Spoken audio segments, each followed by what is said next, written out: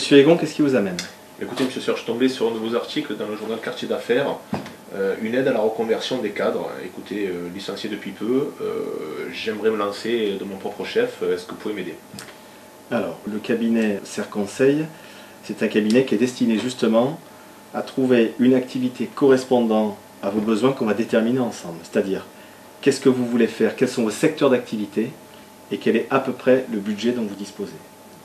Quand on aura fait cette étude ensemble, en fonction du budget et du secteur d'activité, je vais regarder moi, dans les mandats que j'ai, ce qui peut vous convenir. Est-ce que vous avez une idée de ce que vous voulez faire? Je n'en suis pas si sûr, c'est pour ça que je suis venu solliciter vos conseils. D'accord. Tout dépend de la taille que vous voulez donner à votre activité. Soit reprise d'une TPE par exemple de 25 salariés, ou alors on prend un local de 30 mètres carrés et vous créez votre activité dedans.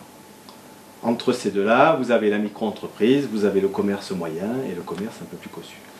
Ça, c'est pour la taille de l'activité. En ce qui concerne le secteur d'activité, l'éventail est très large.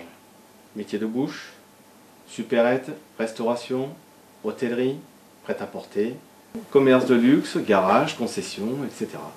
Nous sommes multi-secteurs d'activité. C'est très bien tout ce que vous me dites, mais j'ai vu plein d'annonces sur Internet, je peux très bien le faire tout seul.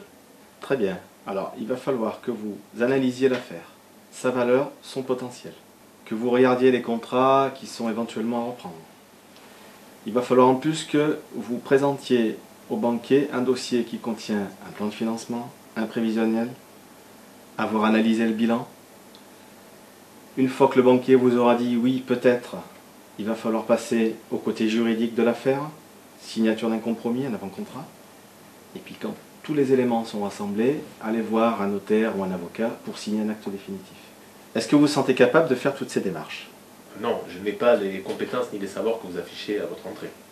Donc reconnaissez qu'avec moi, vous avez un interlocuteur unique, ce qui simplifie grandement votre situation. Oui, mais qu'est-ce qui va m'assurer que vous traitiez au mieux mes intérêts? Vos intérêts sont liés aux intérêts du vendeur. Dans une transaction de ce type, il faut que ce soit gagnant-gagnant. Je dois protéger les intérêts du vendeur, de l'acheteur, qu'ils soient sur le plan commercial ou juridique. Au même titre que je ne peux pas vous vendre une affaire avec des vices cachés, je ne peux pas présenter à mon vendeur un acheteur qui n'a pas les moyens ou qui n'est pas solvable. Ça, c'est une obligation de résultat pour moi. Si ma recherche correspond à une autre région, par exemple la région lyonnaise, est-ce que cela pose un problème? Pas du tout. Le cabinet est affilié à un réseau national de cabinets d'affaires qui s'appelle Procom. Procom regroupe 57 cabinets d'affaires dans toutes les régions de France.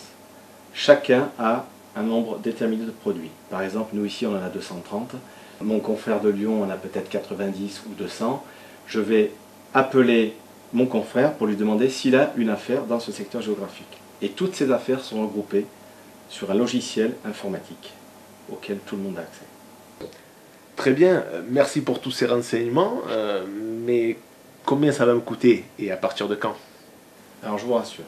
Premièrement, mes honoraires sont fixés à 5% du prix de vente. Deuxièmement, il n'y a aucun versement préalable, aucun acompte à verser. Le montant des honoraires est versé le jour de la signature de l'acte définitif.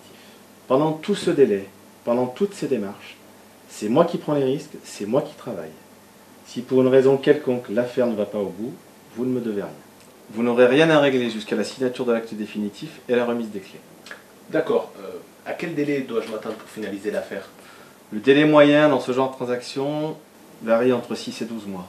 On peut faire un peu plus court, mais la moyenne c'est entre 6 et 12 mois, entre le jour de la première visite, c'est-à-dire aujourd'hui, et la signature de l'acte définitif. D'accord, très bien. Écoutez, je souhaite continuer à approfondir l'affaire avec vous. Pourrions-nous prendre notre rendez-vous ensemble? Je vais vous fixer un rendez-vous avec ma secrétaire.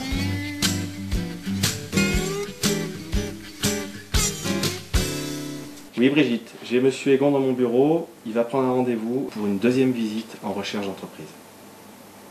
Merci pour le rendez-vous, monsieur Serre. Je suis démoralisé. Je n'arrive pas à vendre mon entreprise. Un coup, ça ne correspond pas à ce qu'ils cherchent.